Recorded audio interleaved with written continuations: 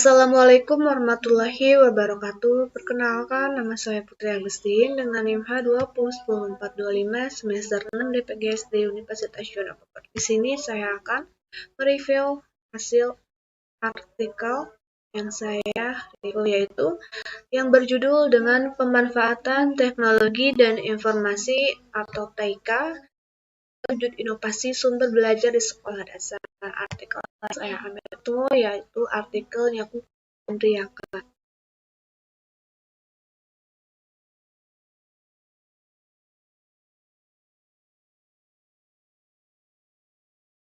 Nah, dalam pembahasan artikel yang saya baca tentang globalisasi yang memberikan pengaruh terhadap teknologi informasi dan komunikasi, salah satunya dalam dunia pendidikan. Peserta didik perlu bimbingan dalam menggunakan teknologi, jangan sampai disalahgunakan, tapi mampu menggunakan secara baik dan benar.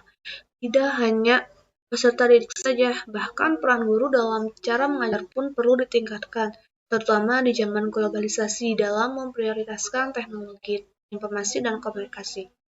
Terdapat beberapa fungsi TIK bagi guru sebagai wujud inovasi belajar. Selain itu, terdapat beberapa jenis sumber dan media pembelajaran berbasis TIK yang dapat dimanfaatkan oleh seorang guru di sekolah dasar, dan ada juga bagaimana meningkatkan kemampuan dalam memanfaatkan TIK di sekolah dasar.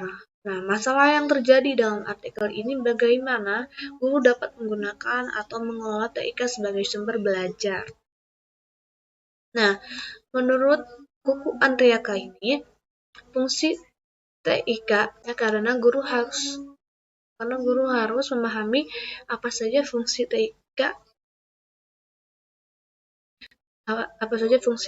Kemudian yang kedua, kompetensi penguasaan TIK yang harus dikuasai oleh guru. Nah, kompetensi apa saja yang harus dikuasai oleh guru. Kemudian, sumber dan media pembelajaran berbasis TIK yang ada di sekolah dasar.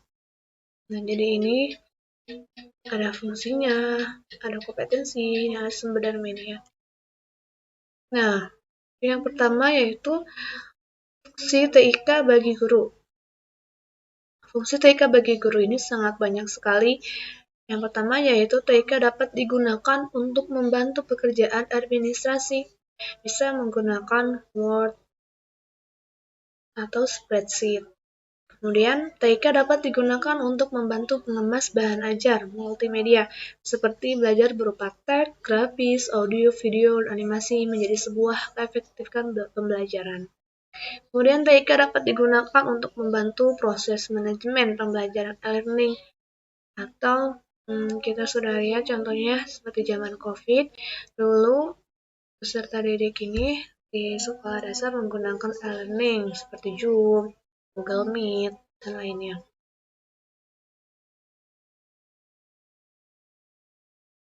Kemudian yang kedua yaitu kompetensi penguasaan TIK yang harus dikuasai oleh guru. Nah, apa aja sih kompetensi penguasaan TIK apa aja sih kompetensi yang harus dikuasai? Apa aja sih kompetensi yang harus dikuasai oleh guru sekolah dasar dalam menguasai TIK? Yang pertama, guru itu mampu mengoperasikan komputer atau perangkat. Kemudian bagaimana menginstal dan bagaimana memecahkan masalah ketika ada masalah terhadap komputer. Kemudian melakukan pemrograman komputer dengan salah satu bahasa apa sih yang kita pilih, dan guru itu harus bisa memilih. Kemudian mengolah kata itu adanya di Word. Kemudian mengolah lembar kerja dan grafik. Setelah yang selain itu, mengelola pangkalan data atau database, kemudian membuat presentasi interaktif yang memenuhi kaidah komunikasi visual dan interpersonal. Contohnya bisa menggunakan PowerPoint atau bisa main dengan Canva, banyak sekali. Kemudian yang ketiga yaitu sumber dan media pembelajaran berbasis TIK. Nah, sumber media pembelajaran berbasis TIK ini yang dapat dimanfaatkan guru di sekolah dasar yaitu komputer atau laptop. Ini yang paling penting ya, karena komputer atau laptop ini alat teknologi yang canggih untuk mengolah data menjadi informasi. Kemudian selain itu ada alat audio dan visualisasi sebagai materi pembelajaran. Kemudian ada LCD atau selain LCD bisa juga menggunakan DVD. Kemudian jaringan internet ini sangat penting. Jika tidak ada internet mungkin tidak bisa mengaplikasikannya. Kemudian email untuk mengirim pesan, kemudian ada PowerPoint dan smartphone. Nah, keterbatasan penggunaan TIK di sekolah. Nah, ada juga dalam artikel tersebut ada keterbatasan penguasaan TIK. Yang pertama yaitu pengembangan software perangkat pembelajaran berbasis TIK ini masih relatif mahal.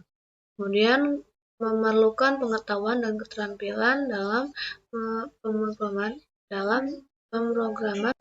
mengembangkan bahan ajar pembelajaran berbasis TIK. Jadi tidak semua guru kelas memiliki kemampuan bahasa. Oleh karena itu, diharapkan guru kelas dapat memanfaatkan software perangkat pembelajaran yang sudah siap pakai. Kemudian program yang tersedia saat ini belum memperhitungkan kreativitas siswa, sehingga hal tersebut tentu tidak akan dapat mengembangkan kreativitas siswa. Guru perlu menggabungkan pembelajaran berbasis TIK dengan tetap tidak meninggalkan aktivitas yang mengembangkan keterampilan siswa. Kemudian mengurangi interaksi antara pengajar dan siswa atau bahkan antara siswa itu sendiri. Guru perlu menggabungkan pembelajaran berbasis TIK dengan tetap tidak meninggalkan aktivitas interaksi siswa dan siswa. Kemudian proses pembelajarannya yang cenderung ke arah pelatihan daripada pendidikan. Pendidikan yang bersifat mengajarkan perilaku moral dan nilai tetap memerlukan interaksi dengan manusia lainnya.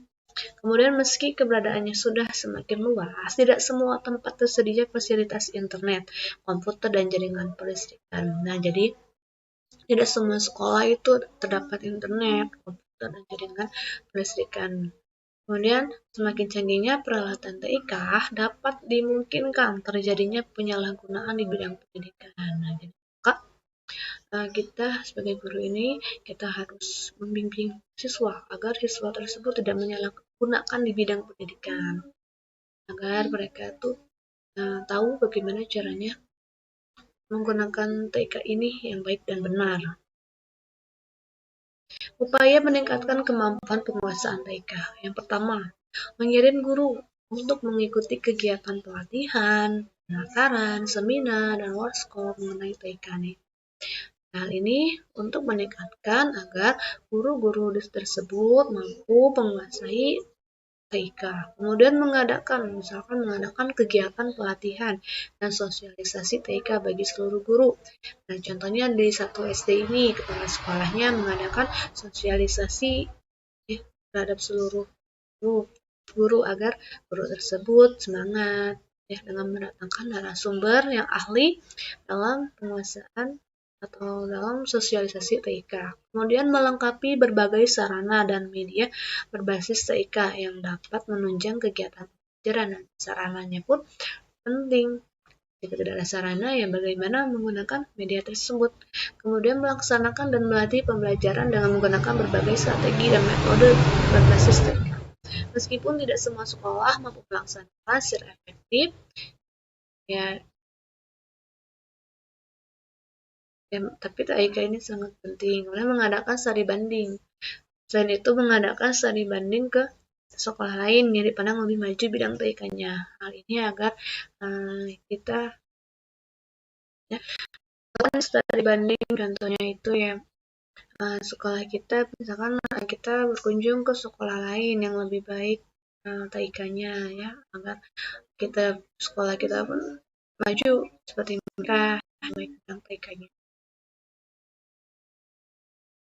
Nah, menurut saya mungkin kelebihannya artikel ini TIK ini selebihnya sangat baik. Kekurangan artikel ini mungkin kurang mendeskripsikan secara detail bagaimana penerapan TIK ini terhadap peserta didiknya. Itu saja satu. Selebihnya baik. Dan menurut saya artikel ini sangat menarik sekali karena pada sisi pemanfaatan TIK ini guru sekolah dasar harus lebih kreatif dalam menginovasikan TIK karena karakteristik setiap mata pelajaran itu kan berbeda-beda. Sudah diketahui bersama bahwa pembelajaran di sekolah dasar cenderung masih bersifat abstrak, khususnya kelas rendah, terutama kelas 1, 2, dan 3, sehingga visualisasinya dan berbagai animasi pembelajaran hasil dari TIK itu dapat meningkatkan pemahaman siswa. Ya, jadi TIK ini sangat penting dalam pendidikan agar menciptakan inovasi baru dan meningkatkan pemahaman terhadap siswa. Pertama kelas 1, 2, dan 3 mereka masih menyukai animasi yang menarik. Nah, baik, mungkin cukup sekian. Terima kasih dari saya. Mohon maaf bila ada kata, mohon maaf bila ada salah. Maafkan. Wabillahi taufiq wal hidayah. Wassalamualaikum warahmatullahi wabarakatuh. Terima kasih.